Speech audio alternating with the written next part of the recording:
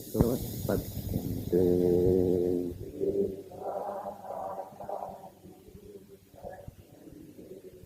एतेभ्यः सूक्ष्मशरीराणि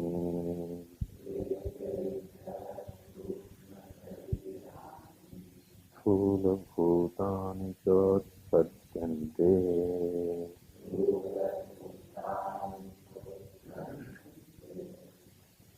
तमःप्रधानविक्षेपशक्तिमदात्मप्रधानविक्षेपशक्तिमदज्ञानोपहितचैतन्यादाकाशः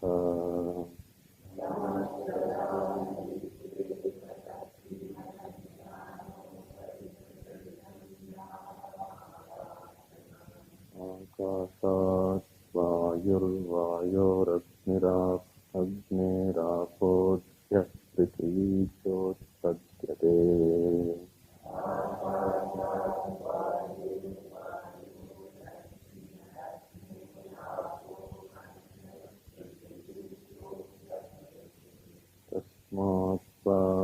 एतस्मादात्मन आकाशः सम्भूतः इत्यादि श्रुतेः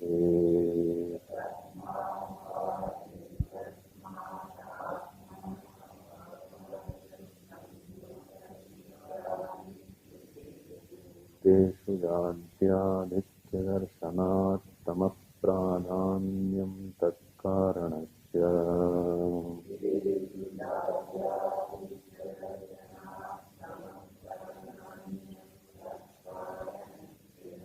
तदानीं तत्त्वरजस्तमांसि कारणगुणप्रक्रमेण तेष्वाकाशादिषु उत्पद्यन्ते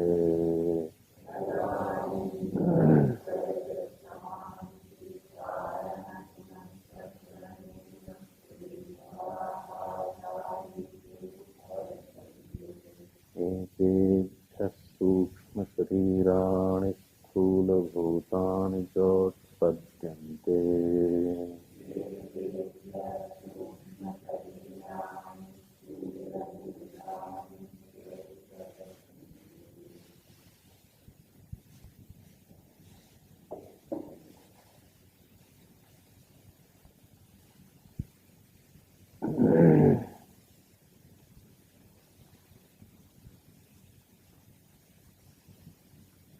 दर्शन शास्त्र में सबसे पहले प्रमाणों के ऊपर विचार किया जाता है। इस विचार को कहते हैं प्रमाण मीमांसा। प्रमाण मीमांसा निश्चित किए गए प्रमाणों के द्वारा जिस तत्व का निश्चय हुआ है और तत्व के जिस स्वरूप का निश्चय हुआ है उस निश्चय की प्रक्रिया को कहते हैं तत्व मीमांसा।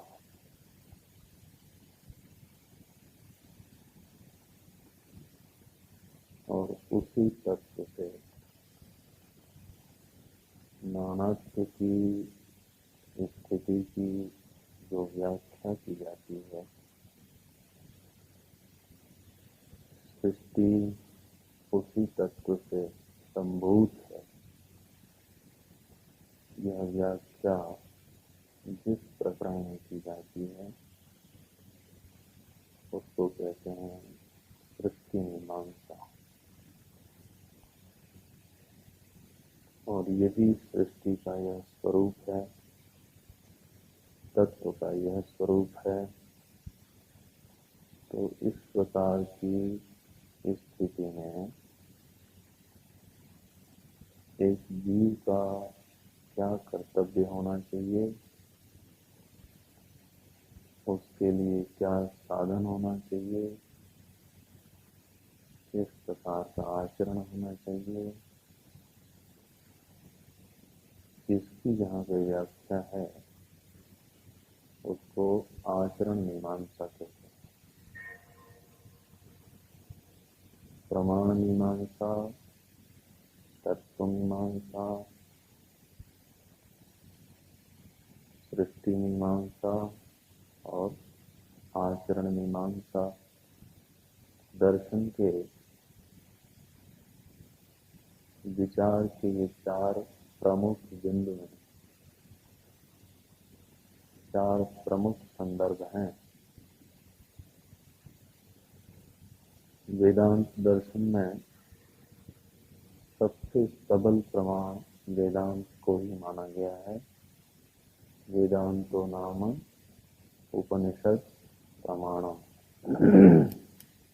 वेदांत अपने विचार में सबसे अधिक प्रामाणिक प्रमाण वेदांत ग्रंथों को मानता है, उपनिषदों को मानता है। तदनुसार तत्व का निश्चय करते हुए यहाँ इस ग्रंथ में आपने देखा होगा, वस्तु तावत ब्रह्मा सच्चिदानंद ब्रह्मा।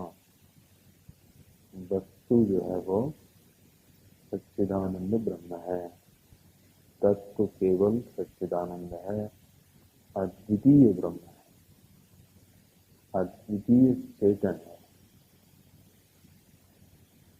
ये तो हो गई तत्व की बात, तत्व का निश्चय।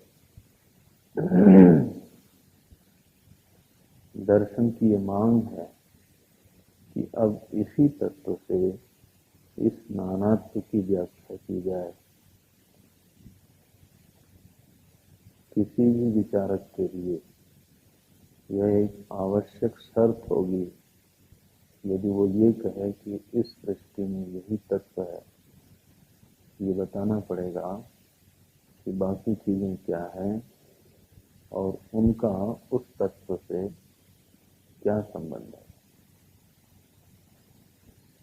यदि ऊर्जा को कोई तत्व कहे तो उसको ये बताना होगा कि जितना भी नानात्व, जितना भी वैविध्य, वैचित्र्य इस सृष्टि में प्रतीत होता है, उपलब्ध होता है, उस सब की स्थिति ऊर्जा के कारण ही है।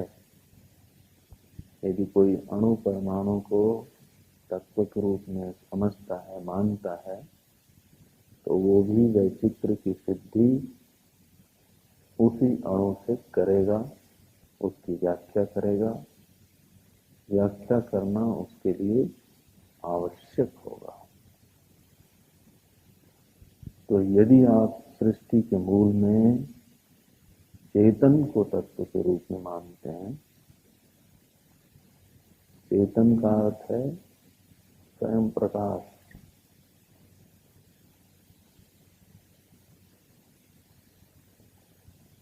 यदि आप सृष्टि के तत्व के रूप में चेतन को स्वीकार करते हैं और वह भी अद्वितीय चेतन को स्वीकार करते हैं, निरवय चेतन को स्वीकार करते हैं, असंग चेतन को स्वीकार करते हैं, तो उसी चेतन से इस सृष्टि की व्याख्या करनी आपके लिए आवश्यक है। और इसीलिए यहाँ पे सृष्टि मीमांसा का प्रकरण चल रहा है। सृष्टि मीमांसा के क्रम में सबसे पहले आचार्य ने उसी चेतन को अज्ञानोपहित करके स्वीकार किया।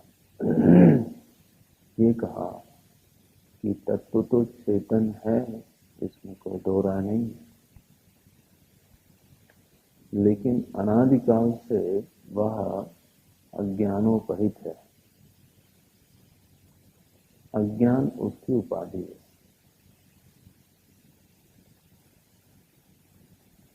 क्योंकि यह उपाधि नैसर्गिक है, इसलिए कब आई, कहां से आई, क्यों आई, इसका प्रश्न नहीं उठता। तो तत्व चेतन है, लेकिन उसके साथ एक चीज जोड़ी व्याख्या के क्रम में, वो क्या है? वो क्या है? अज्ञान। कहाँ हैं आप लोग?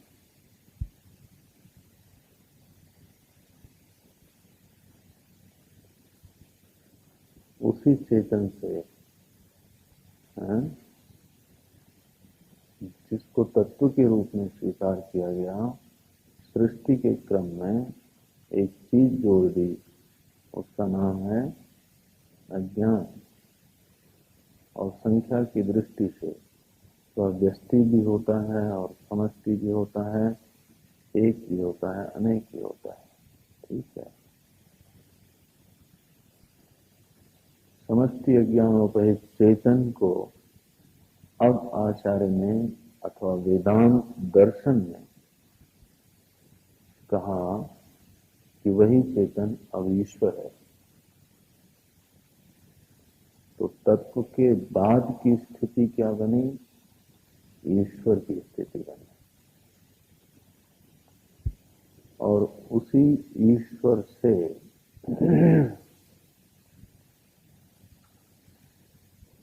सृष्टि उत्पन्न हुई। सृष्टि उत्पन्न हुई माने सृष्टि व्यक्त हुई। तो यदि सृष्टि को ईश्वर से व्यक्त होता हुआ कोई मानता है, उत्पन्न होता हुआ मानता है, अथवा कहें यदि सृष्टि को, सृष्टि का कारण ईश्वर को कोई मानता है, तो अब जो प्रश्नोत्तर होगा वो कारणवाद से होगा। कारणवाद। यदि ईश्वर कारण है तो कौन सा कारण है? उसकी कारणता किस प्रकार की है? क्योंकि सृष्टि में कई प्रकार के कारण कार्य संबंध देखे जाते हैं। कहीं ऐसा दिखता है कि कारण स्वयं नष्ट होकर के कार्य बनता है, अथवा कार्य रूप में परिणत हो जाता है।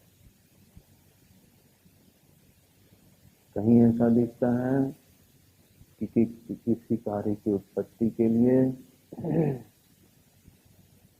उपादान कारण भी चाहिए, निमित्त कारण भी चाहिए, करण कारण भी चाहिए, साधारण कारण भी चाहिए, चारों कारण चाहिए। जैसे घट, पहले की स्थिति देखेंगे तो जैसे बीज स्वयं नष्ट होकर के वृक्ष के रूप में परिणत हुआ। बीज स्वयं नष्ट होकर के वृक्ष के रूप में परिणत हुआ। दूध स्वयं फट करके, नष्ट होकर के, अथवा अपने पूर्व रूप का परित्याग करके कुछ और बना। अगर दूध को छोड़ दें, कोई व्यक्ति हाथ न लगावे, तो भी वो खराब होगा। खराब होगा माने हमारे उपयोग का नहीं होगा, ऐसा इसलिए खराब कहते हैं। सच्ची बात तो ये है कि उसमें परिणाम हुआ। परिणाम हुआ माने उसने अपने पूर्व रूप का परित्याग करके नवीन रूप धारण किया। तो यह भी एक नए कार्य की उपलब्धि हुई, लेकिन कारण के नाश के पश्चात।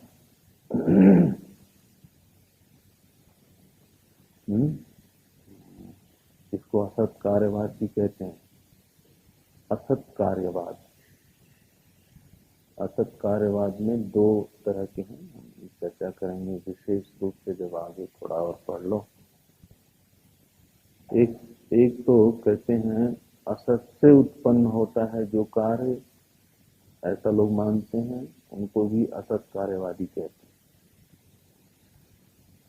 और जो लोग ऐसा मानते हैं कि कार्य उत्पन्न होने पर कारण असत हो जाता है, पहले था, पहले कारण था, लेकिन कार्य उत्पन्न होने पर कारण असत हो गया, नष्ट हो गया, उसको भी कहते हैं असत कार्यवादी, असत कार्यवादी।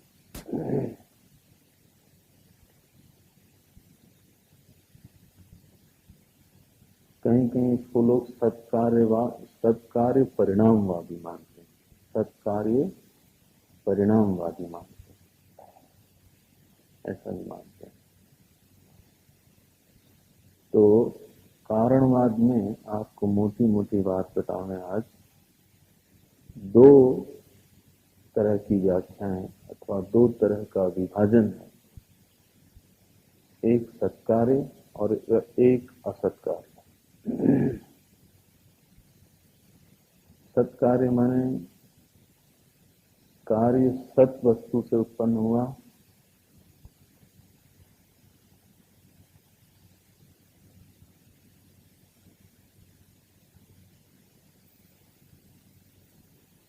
और पहले से अपने कारण में अव्यक्त रूप से विद्यमान था, केवल व्यक्त हुआ।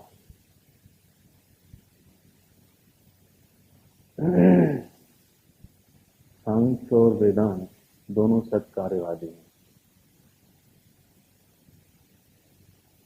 सांख्य दर्शन भी सत्कार्यवादी दर्शन है, वह भी सत वस्तु से सृष्टि की उत्पत्ति मानता है, लेकिन वह परिणामवादी है, सत्कार्य परिणामवादी है। प्रकृति सृष्टि का कारण है और कैसे कारण बनती है, परिणमित होकर के, और सृष्टि में परिणाम का हेतु चेतन की सन्निधि है, ऐसा मानते हैं। वेदांत भी सत्कार्यवादी है, वो कहता है कि सृष्टि सत वस्तु से ही उत्पन्न होगी, लेकिन परिणाम प्राप्त करके नहीं।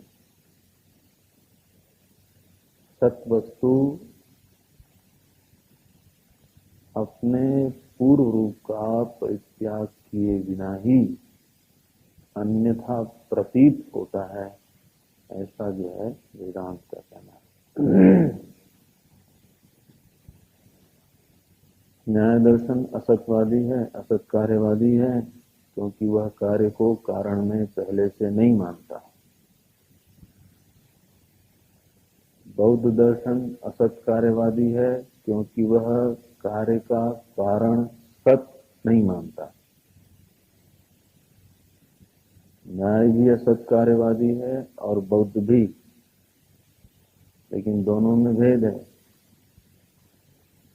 एक कहता है कि कार्य अपने कारण में पहले से नहीं था, असत था, इसलिए असत कार्यवादी कहलाया। ये न्याय और वैशेषिक की स्थिति है। बौद्धों ने कहा कि कार्य का जो कारण था वही असत था, कार्य का जो कारण ही था वही असत था, माने असत से उत्पत्ति हुई। कार्य पहले असत था ऐसा नहीं, कारण ही असत है। इसलिए उनको शून्यवादी भी बाद में कहा गया। तो दोनों असत कार्यवादियों का अंतर समझना और दोनों सत कार्यवादियों का भी अंतर समझना। यद्यपि दो ही वाद हैं, सत्कार्यवाद और असत कार्यवाद, लेकिन इन दोनों में फिर से महीन महीन भेद हो जाता है। अभी तो हमने आपको 4 भेद बताए हैं, तो फिर कभी और चर्चा करेंगे। तो यदि कोई सत्कार्यवादी है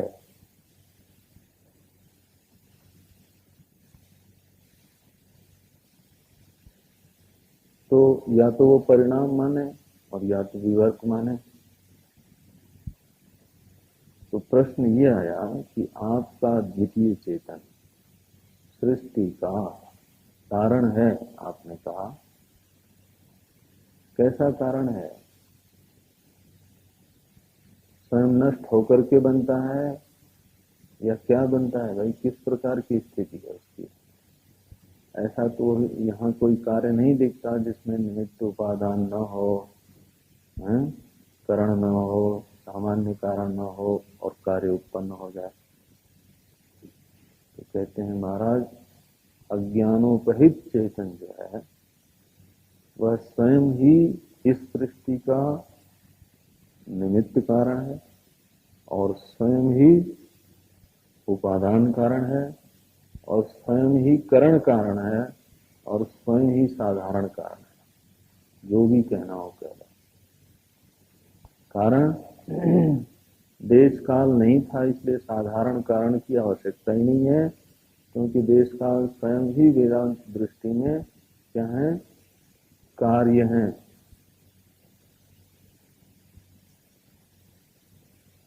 सृष्टि हैं। इनमें सृष्टि होती है ऐसा नहीं, ये स्वयं सृष्टि है।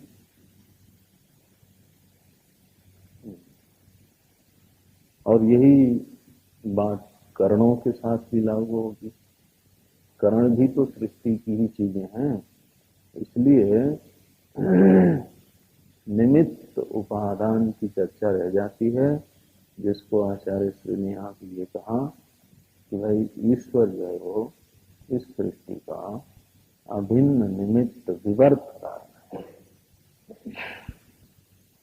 चेतन की प्रधानता से निमित्त कारण है, उपाधि की प्रधानता से उपादान कारण है।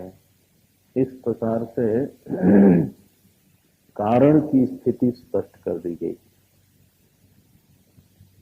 क्योंकि सृष्टि का प्रारंभ, सृष्टि की व्याख्या जब भी आप शुरू करेंगे तो कारण की स्थिति बनेगी और आपको ये निश्चित होना चाहिए कि हम ईश्वर को किस प्रकार का कारण मानते हैं।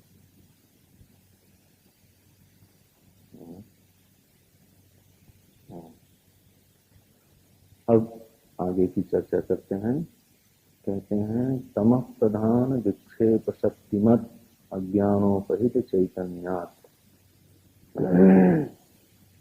तम की प्रधानता से जो अज्ञान है, जिसमें विक्षेप शक्ति भी सम्मिलित है, विक्षेप शक्ति भी सम्मिलित है, माने आवरण और विक्षेप शक्ति से युक्त, तात्पर्य ये हुआ। आवरण विक्षेप शक्ति से युक्त जो अज्ञान है, तत् अज्ञान उपहित चैतन्यात्, उस अज्ञान की उपाधि से उपहित चेतन अर्थात ईश्वरात्, ईश्वर से क्या उत्पन्न हुआ? सबसे पहले कहते हैं आकाश, आकाश उत्पन्न हुआ, अवकाश उत्पन्न हुआ। इसका मतलब पहले अवकाश नहीं था।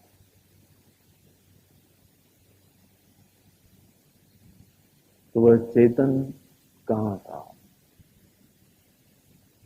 अवकाश के बिना ही था। जिससे आकाश उत्पन्न हुआ वह चेतन बिना अवकाश के ही स्थित था।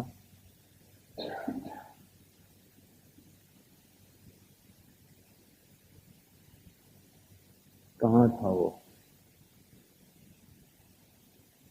यह प्रश्न केवल इसलिए आता है क्योंकि हमें, हमारी बुद्धि को हर चीज को आकाश में देखने का अभ्यास है। इस प्रश्न का आधार केवल इतना ही है।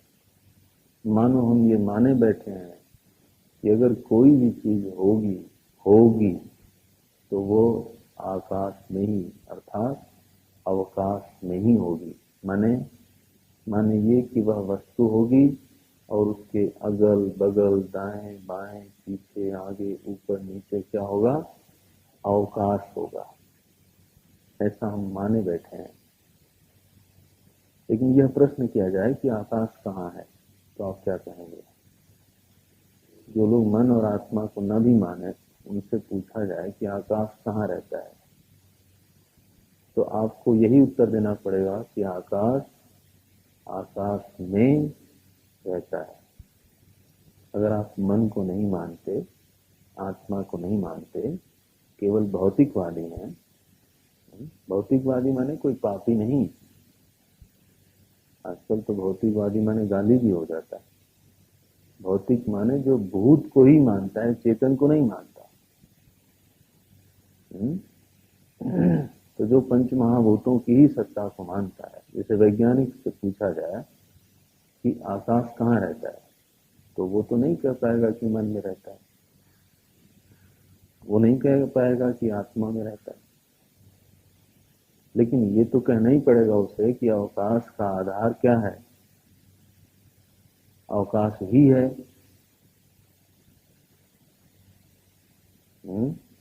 या तो ये कहिए कि अवकाश नाम का कोई भावात्मक पदार्थ नहीं है, या तो ये कहिए अवकाश नाम का कोई भावात्मक, स्पेस इज एग्जिस्टिंग, ऐसा अगर न कहें तो बात बन जाती है। लेकिन ध्यान रखना, आकाश भावात्मक नहीं है यह कोई नहीं मानता, एक्सेप्ट चारवाक। क्योंकि जब आप पांच महाभूत कहते हैं तो पांचवा नहीं है फिर भी पांच गिनते हैं, ऐसा कैसे होगा? एक बात। और सबसे बड़ा सीधा तर्क तो यह है कि महाराज जिसमें सौरमंडल स्थित है, पृथ्वी नृत्य कर रही है और पता नहीं कितने नक्षत्र टूटते हैं, फूटते हैं, उत्पन्न होते हैं, जिसमें ये सारा खेल चल रहा है, जिसमें वह आधार ही क्या कहते हैं आप नहीं है, ये कहना कितना सही होगा जी? तो जिसमें आपकी पृथ्वी चल रही है वही नहीं है, नहीं है में है आधारित है जी। नॉन एग्जिस्टेंस में एग्जिस्टेंस क्या है? आश्रित है। मूर्खता वाली बात हो गई कि नहीं भाई? आश्रय को तो कम से कम भावात्मक बनाओ, आश्रित अगर अभावात्मक हो जाए तो चलो एक बात है। सारे परिवर्तनों का आधार कोई ठोस वस्तु होती है।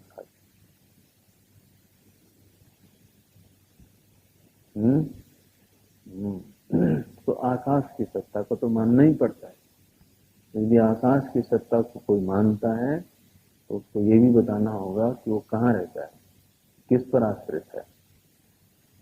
और भौतिकवादी के लिए ये कहना बिल्कुल माने कोई चारा ही नहीं है इसके अलावा कि वो ये कहे कि आकाश आकाश में ही रहता है। भौतिकवादी तो यही कहेगा ना, इसके अलावा और क्या कह सकता है? ये तो नहीं कह सकता कि आपके मन में रहता है। इसका मतलब क्या है?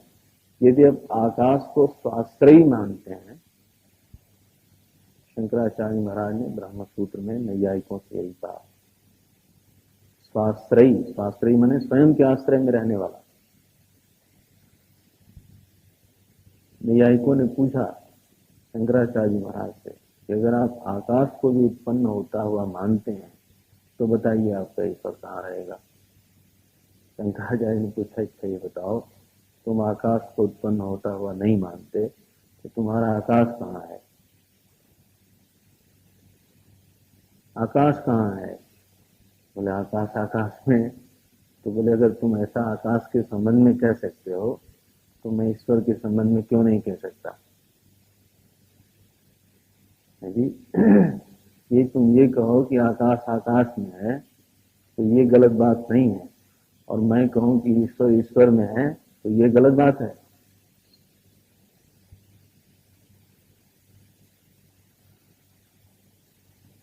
जी? यही सही बात है।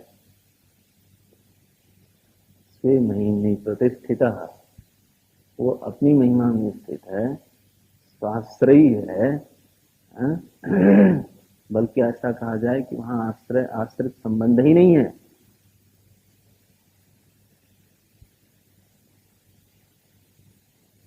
और विचार करने में आपको आसानी हो जाएगी। एक बात और इसमें जोड़ लें तो, कि ईश्वर कोई साकार पदार्थ नहीं है। जब मैं कहता हूं पदार्थ, तो पदार्थ के लौकिक शब्द का अर्थ मत लेना। पदार्थ माने पद का अर्थ, पद का अर्थ। जैसे घट क्या है, एक पद है, और घट पद का जो अर्थ है वो क्या है, वो पदार्थ है। घड़ी एक पद है, पद माने सुप्तिगंतम पदा, पद माने शब्द समझो, हिंदी में नाम समझो। तो घड़ी एक पद है, और उस पद का यह क्या है, अर्थ है। तो पदार्थ क्या बना, घड़ी पदार्थ क्या हुआ, ये हुआ। इसी तरह से ईश्वर पदार्थ जब कहा जाता है, तो मत समझना कि हमने ईश्वर को कोई डिग्रेड कर दिया, नीचे कर दिया, ऐसा नहीं है। ईश्वर पद का जो अर्थ है, ऐसा मैं कह रहा हूं। ईश्वर पद का अर्थ कोई साकार पदार्थ नहीं है कि उसे आकाश की आवश्यकता पड़ेगी। आकाश की आवश्यकता उसी को है जो साकार है, क्योंकि अन्यों में साकारता है और उनकी अपेक्षा आकाश में निराकारता है। केवल इसीलिए आश्रय बन जाता है। लेकिन ध्यान रखना, अद्वैत दर्शन की दृष्टि से, वेदांत दर्शन की दृष्टि से आकाश भी साकार है।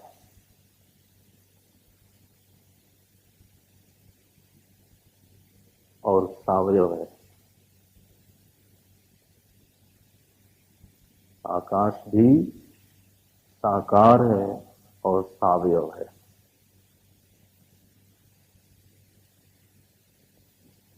बोलो कैसे? वेदांत में रूप की परिभाषा क्या बताई थी? जिसका दृश्य रूप से ज्ञान होता है वह रूप है, यही परिभाषा बताई थी ना। वेदांत में रूप किसे कहते हैं? जिसका दृश्यत्वेन ज्ञान होता है वही रूप है।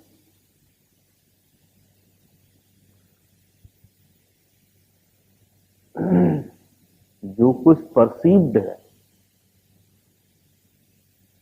ज्ञेय है, वह रूप अवश्य है वेदांत की दृष्टि में। इसलिए वेदांत में समस्त सृष्टि को एक शब्द दिया गया, नाम रूप। तो गंध का क्या रूप है? अगर हम रेखाओं से घिरे हुए को ही आकार मानते हैं, तो गंध का, स्पर्श का रूप क्या होगा? स्पर्श को रूप क्यों कहा जाए? क्योंकि वह ज्ञात है, क्योंकि वह ज्ञेय है। Object to be perceived.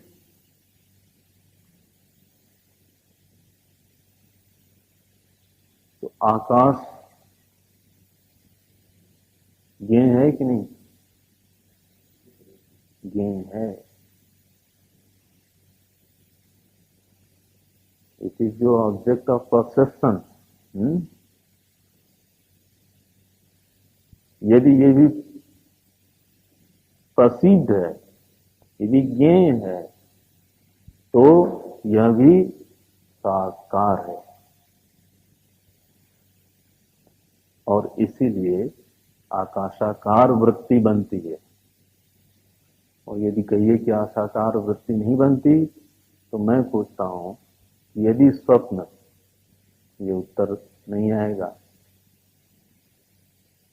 यदि स्वप्न संस्कारों का खेल है, तो स्वप्न का आकाश भी क्या है? संस्कारों का ही खेल है। और वो संस्कार कहां से आए? कहां से आएंगे? जागृत से। अरे भाई पागल लोगों, मुझे बहुत तेज जाना चाहिए क्या?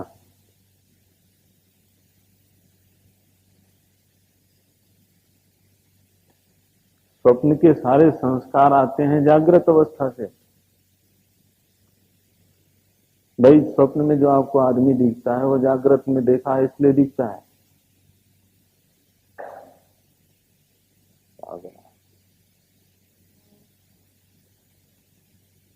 तो अगर स्वप्न में आकाश दिखता है तो उस आकाश का संस्कार आपको कहां से मिला? जागृत से मिला। तो जागृत से आकाश का संस्कार कैसे मिला? अगर आपने आकाश को भोगा नहीं, अगर आपने आकाश को जाना नहीं, यदि आपके हृदय में कभी आकाशाकार वृत्ति बनी नहीं, तो संस्कार कैसे आए? और यदि नहीं आए तो स्वप्न में आकाश दिखा कैसे?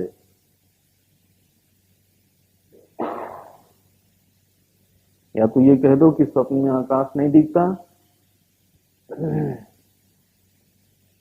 तो फिर स्वप्न का प्रपंच कहां देखते हो? बिना अवकाश के कोई प्रपंच होता है?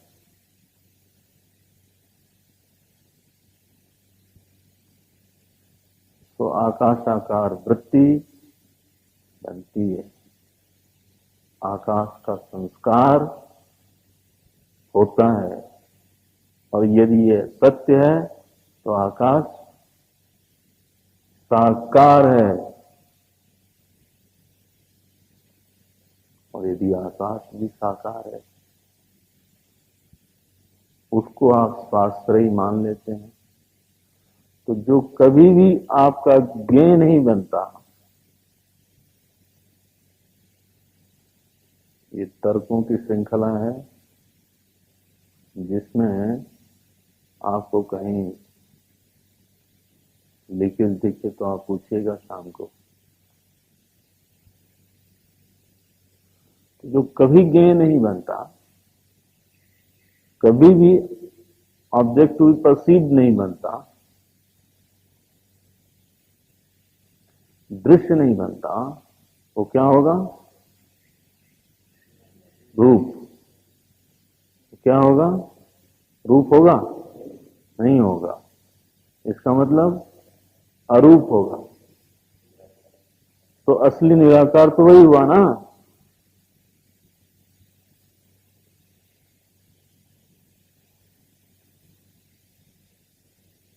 तो असली निराकार आश्रित हो गया और नकली निराकार आश्रय हो गया। हैं जी?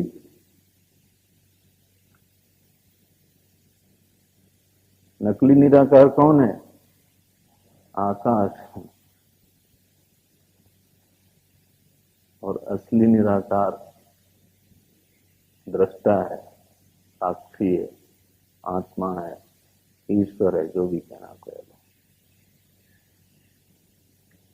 इसलिए वेदांत दर्शन एक अनोखा दर्शन है जो आकाश को भी उत्पन्न हुआ मानता है।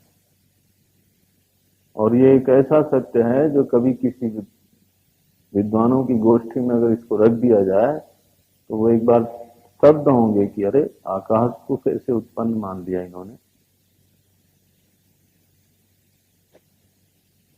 और यदि ये सच साबित हुआ, आपकी बुद्धि कहीं न कहीं सहमत होती है कि आकाश भी उत्पन्न हो सकता है, यदि ऐसा लगता है आपको, तो कल्पना करिएगा कि फिर तत्व की स्थिति वेदांत दर्शन में क्या होगी। देश शून्य, आदेश,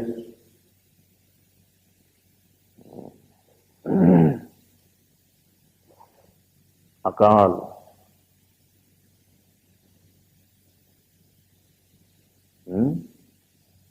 नानक जी ने कहा सत श्री अकाल।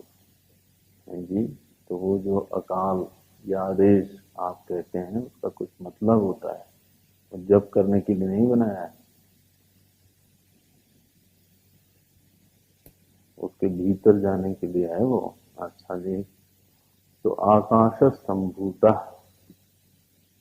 आकाश उत्पन्न होता है, श्रुति भी कहती है, युक्ति भी इसका समर्थन करती है, और स्वप्न की अनुभूति भी इसका समर्थन करती है। तो श्रुति युक्ति अनुभूतितः इदं सिद्धम अधुना यत् आकाशः जायते। आकाश जन्म लेता है, आकाश संभूत है, पैदा होता है। आकाशात वायु, आकाश से वायु, वायोरग्नि, वायु से अग्नि, अग्निरापः, अग्नि से जल, अद्य पृथ्वी, जल से पृथ्वी, च उत्पद्यते, ये उत्पन्न हुए पांचों महाभूत। तस्मात् वा, इस श्रुति का समर्थन दिखाते हैं, तैत्तिरीय मीमांसा में आता है, तस्मात् वा तस्मात् आत्मनः आकाश संभूतः, इस आत्मा से आकाश उत्पन्न हुआ, ऐसा श्रुति भी कहती है। तेषु जाड्याधिक्य दर्शनात् तमः प्राधान्यम तत्कारणस्य, क्योंकि पंच महाभूतों में जड़ता का आधिक्य दिखाई देता है, इसलिए इसके कारण में तम की प्रधानता अनुमान की जाती है। तम प्राधान्यम तत्कारणस्य, लेकिन केवल प्रधानता ही है। ये जो पांचों महाभूत हैं वे त्रिगुणात्मक हैं, केवल तामसिक नहीं है। क्या है? त्रिगुणात्मक है, तीनों गुण हैं, लेकिन तम की प्रधानता, ऐसा कहते हैं। तदानीं सत्वरजस्तमांसी कारण गुण प्रक्रमेण तेष्वाकादिषु उत्पद्यन्ते। तेषु आकादिषु, उन आकाशों में, कारण गुण प्रक्रमेण, इनके कारण में होने के कारण इन सभी गुणों का अनुवर्तन आकाश में भी, आकाश आदि भूतों में भी होता है।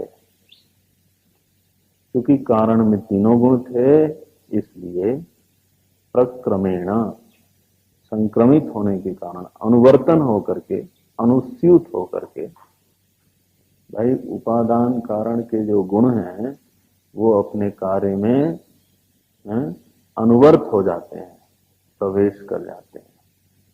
तो अगर अज्ञान त्रिगुणात्मक है जी, तो उसके कार्य में भी त्रिगुण जरूर होगा। बस, तो ये पंच महाभूत जो हैं वो त्रिगुणात्मक हो गए। अब इन्हीं त्रिगुणात्मक पंच महाभूतों में से आप अब तत्वबोध पढ़ चुके हैं, इसलिए आधार तो है आपका। एतेभ्य सूक्ष्म शरीराणि, सात्विक गुण और रजोगुण से सूक्ष्म शरीर बन गया, स्थूल भूतानि च उत्पद्यन्ते, और स्थूल शरीर भी बन जाता है। ये संक्षेप में बात कर दी इन्होंने। अब चर्चा आएगी कि ये जो सूक्ष्म शरीर है वो कैसे बना, उसकी प्रक्रिया क्या है, कितने हैं वो सूक्ष्म शरीर के अवयव इत्यादि। वो चलो पढ़ लो इसको।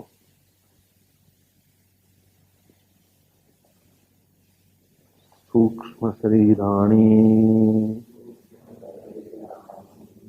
सप्तदशावयवानि लिंग शरीराणि अवयवास्तु ज्ञानेन्द्रिय पंचकम बुद्धि मनसी कर्मेन्द्रिय पंचकम वायु पंचकम ज्ञानेन्द्रियाणि श्रोत्रत्वक्चक्षुर्जिह्वा घ्राणाख्यानि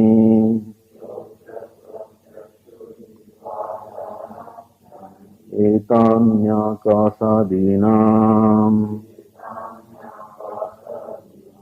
सात्विकांशेभ्यो व्यस्तेभ्यः पृथक् पृथक् क्रमेणोत्पद्यन्ते बुद्धिर्नाम निश्चयात्मिका अंतःकरणवृत्तिः मनो नाम संकल्प विकल्पात्मिका अंतःकरणवृत्तिः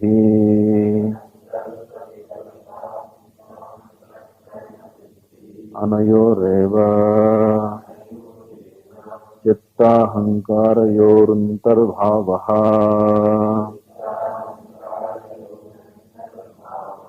एते पुनराकाशादिगत सात्विकांशेभ्यः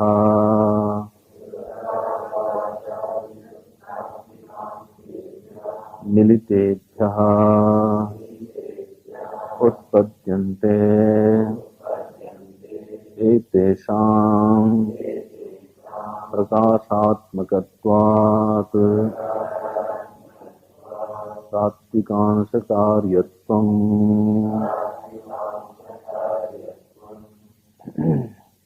अब इसको आप आराम से जल्दी से कर सकते हैं, समय किसी और से ज्यादा दे देंगे।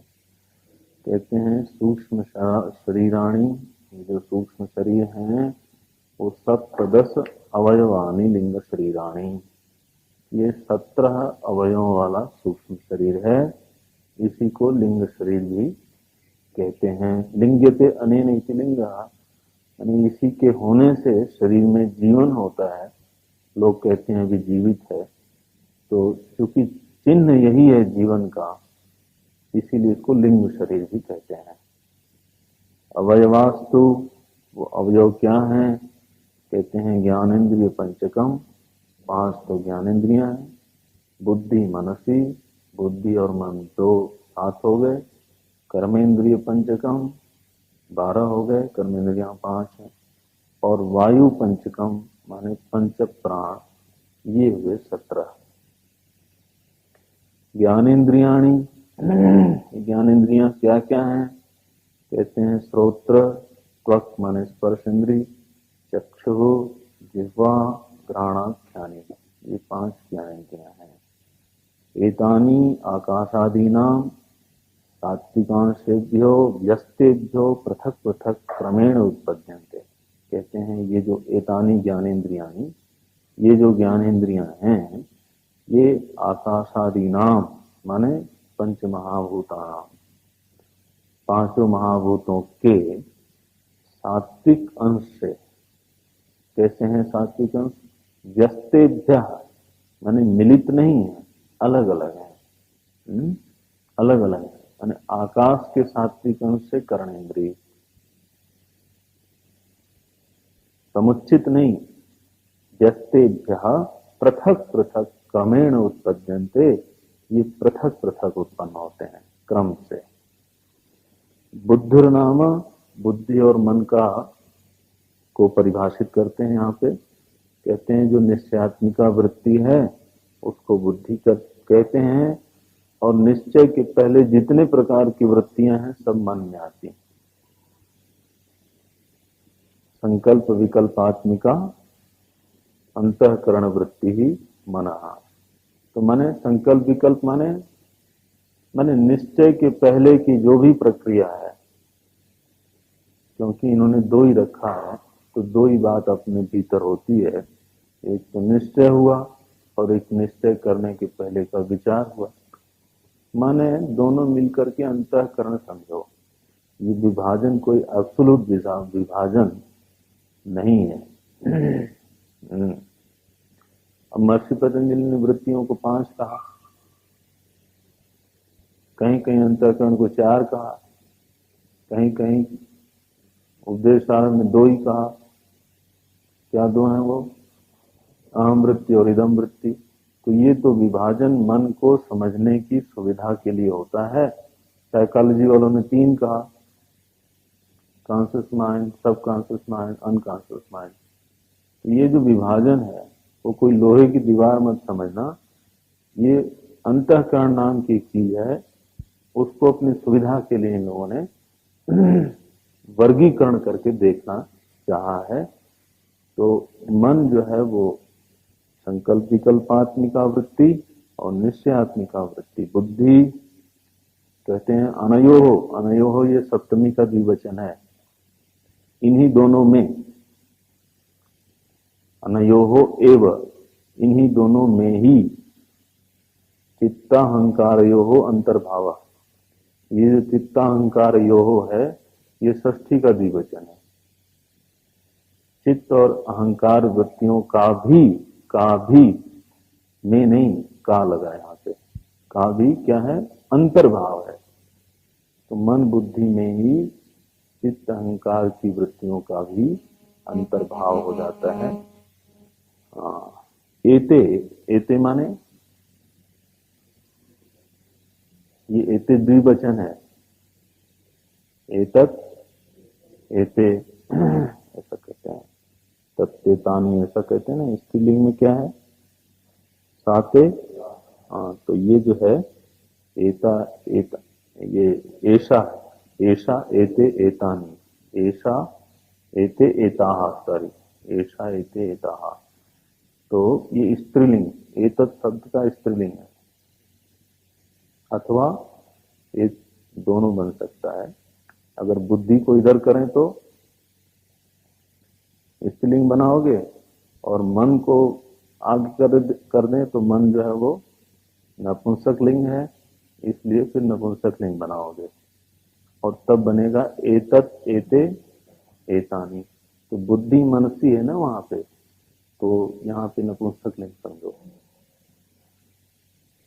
बुद्धि मनसी पहले कहा है ना, इसलिए जो एते शब्द है ये प्रथमा का नपुंसक लिंग का द्विवचन है। एते, एते माने दोनों। कौन? बुद्धि और मन। एते पुनः आकाशादि गत, आकाश आदि में निहित, गत माने निहित, आकाश आदि में स्थित सात्विकांशेभ्यः मिलितेभ्यः उत्पद्यन्ते। सात्विक अंशों से ही उत्पन्न हुए। एते अपि माने बुद्धि और मन भी, लेकिन मिलितेभ्यः सात्विकांशेभ्यः। और ज्ञानेन्द्रियां कैसे उत्पन्न हुई थी? व्यस्तेभ्यः, ज्ञानेन्द्रियों के लिए व्यस्तेभ्यः लिखा। और एते जो है, एते माने बुद्धि मनसी मिलितेभ्यः।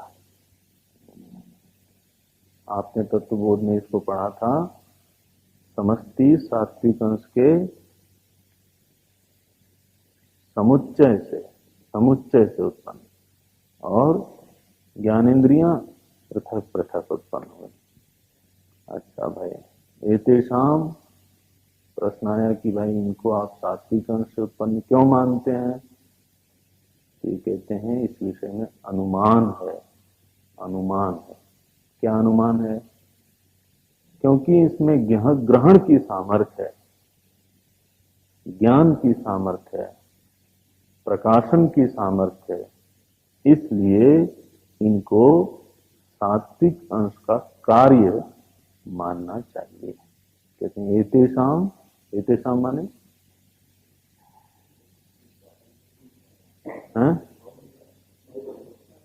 एतेषाम माने ज्ञानेन्द्रियाणाम अंतःकरणस्य च,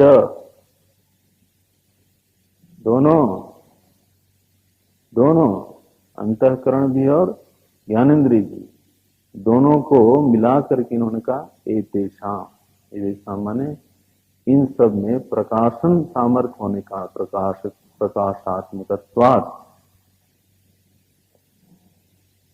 क्योंकि ये प्रकाशात्मक है इसलिए सात्विकांश कार्यत्व मानना पड़ेगा कि ये सात्विक अंश के ही कार्य हैं। ये अनुमान है, कार्यानुमेया, अनुमान प्रमाण इसको कहते हैं। क्योंकि भाई प्रत्यक्ष तो हो नहीं सकता, भाई प्रत्यक्ष करने वाली बुद्धि नहीं थी उस समय, ज्ञानेंद्रियां नहीं थी, क्योंकि ये तो उत्पन्न हुई ना। तो ये थोड़ा कोई देख के बता सकता है कि नहीं देखो ये शक्ति कण से उत्पन्न हो रही है, मैंने देखा है, ऐसा तो कोई नहीं कह सकता ना। ये तो कार्य में जो खूबी है, उसी को देख करके उसके कारण की खूबी को स्वीकार करना पड़ेगा। कोई शिष्ट पुरुष है, वेल ड्रेस्ड अप है, वो सब ठीक है, तो आप कहेंगे कि अच्छे घराने का लड़का है, शिष्ट परिवार का लड़का है, क्या मतलब हुआ? ऐसा अनुमान आपने क्यों किया?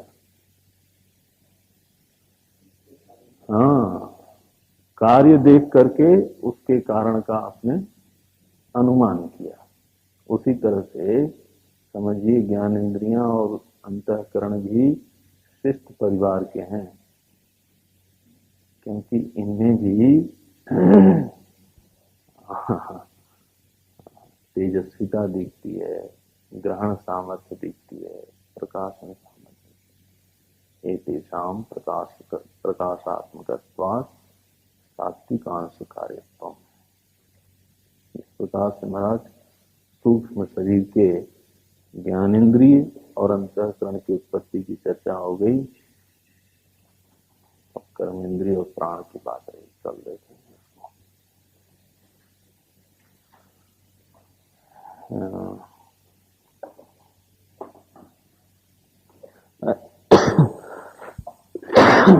ऐसा लगता है कि श्रुति में इस तरह का कहीं निर्देश नहीं है कि ज्ञानेन्द्रियां सात्विक अंश उत्पन्न हो गई।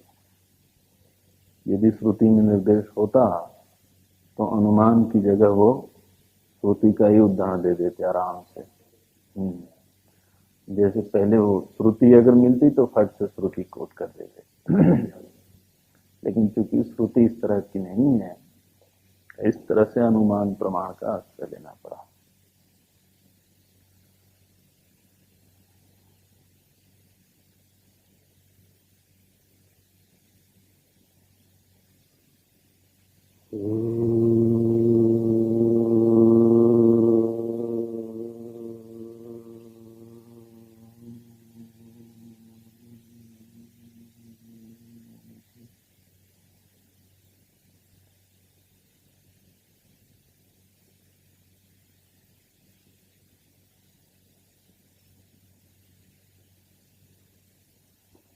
पूर्णमदः पूर्णमिदं पूर्णात् पूर्णमुदच्यते पूर्णस्य पूर्णमादाय पूर्णमेवावशिष्यते। ॐ शान्ति शान्ति शान्तिः। हरि ओम श्री गुरुभ्यो नमः। हरि ओम।